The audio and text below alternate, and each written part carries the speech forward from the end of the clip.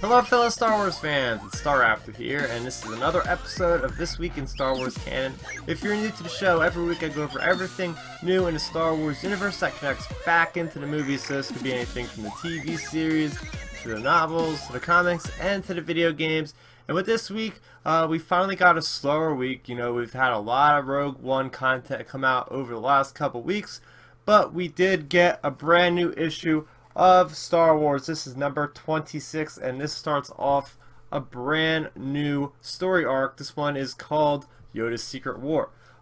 First off, I just want to say that this is awesome because this is the first time we're getting in canon a story taking place before the prequels. So basically what happens in this issue is it does start off in, you know, the original trilogy timeline, where it just picks up right from 25. We have C-3PO that's been captured. He's on board of Darth Vader's Star Destroyer, the Devastator, and he's being interrogated by Scar Squadron, and he's sitting there as C-3PO does, blabbering on and on about all this useless information, and Vader basically wants them to get rid of him, but Sergeant Creel, who is the squad leader of Scar Squadron, has an idea to use C-3PO as a hostage, so they send out a transmission from C-3PO to the Rebel fleet somehow, and it gets wind of that C-3PO's hostage, and you know, the Rebels are thinking about it realistically. You know, Han, Leia, and Luke saying like, hey look, you know, this is just a droid, we don't really have the manpower to just go after a droid,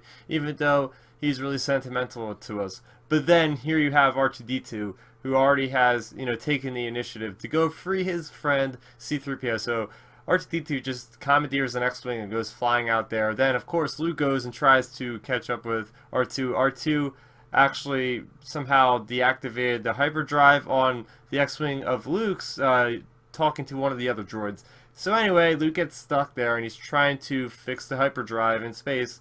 And when he's doing that, he takes out old Ben's journal, which we've seen him go back to a few times now. And that's kind of where this leads off into the Yoda story.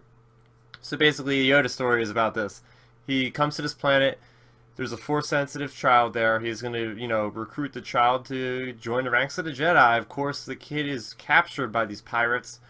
So Yoda does some awesome Force power stuff, and he gets the kid and he brings him back to Qui-Gon and Obi-Wan, and they kind of are going to take him back to Coruscant because in the meantime Yoda has felt a disturbance in the Force, and it's driving him to go to this planet, which we find out is full of young tribal kids, and that's exactly where this issue leaves off. So yeah, it's basically an issue with a lot of setup, but I really did enjoy this issue. Alright, so I'm going to get into my positives of Star Wars number 26. Well, first off, I think it's really cool that we get Salvador Larroca and Delgado back as the artists on the new Star Wars storyline going on right now. Obviously, they're both from the Darth Vader series, which came to a close, so it's cool to see these guys continuing to work in the Star Wars comics because they did a hell of a job on the Darth Vader artwork for sure.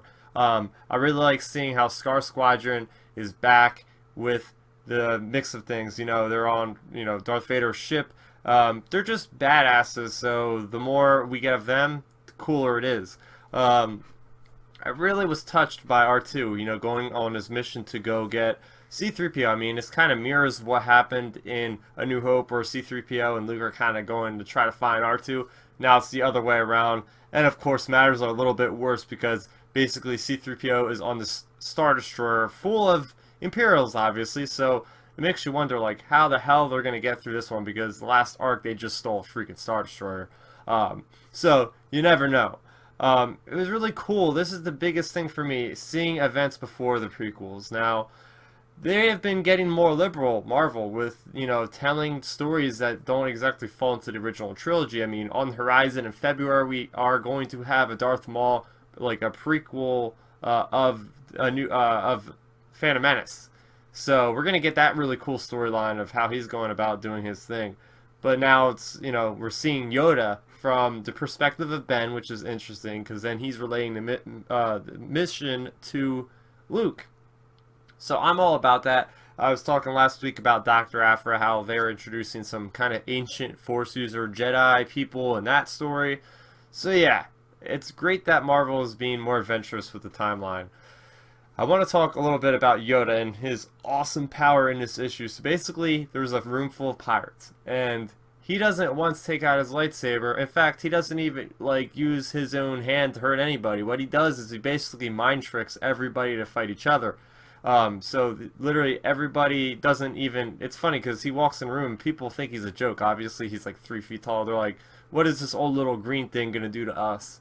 And, he warns them, obviously, and it's like, yeah, well, I'm just going to have to do things the hard way, guys, and pretty much just takes out this entire room. And then Obi-Wan later on, walks in and was like, did he do this all himself? Because, wow, that was impressive. There's just, bodies all over the floor.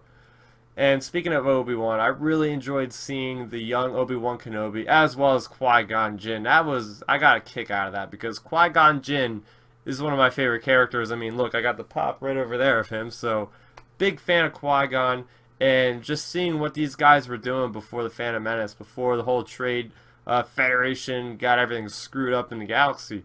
Okay, so that's going to do it for This Week in Star Wars Canon. Let me know if you guys are reading any of the new Marvel comics right down there in that comment section below. Some other things you could check out this week. I also have basically the differences between the novelization of Rogue One and the movie, so additional scenes and whatnot. I talk a little bit about them. Obviously, it's spoilers. I also did just upload a video, just talking about my thoughts on the passing of Carrie Fisher. Huge blow to the whole fandom. So, guys, make sure you check that out. But that is going to do it for me, Starrapter. Thank you all for watching, and may the Force be with you always. So, did you like the video? Then make sure you rate it a thumbs up, and if you did that, go over there, hit that Starrapter head to subscribe to my channel. Doing so will keep you up to speed on all of my latest content, speaking of which you can see a couple of my recent uploads down below. I'm also on social media, so what are you waiting for? Let's start nerding out!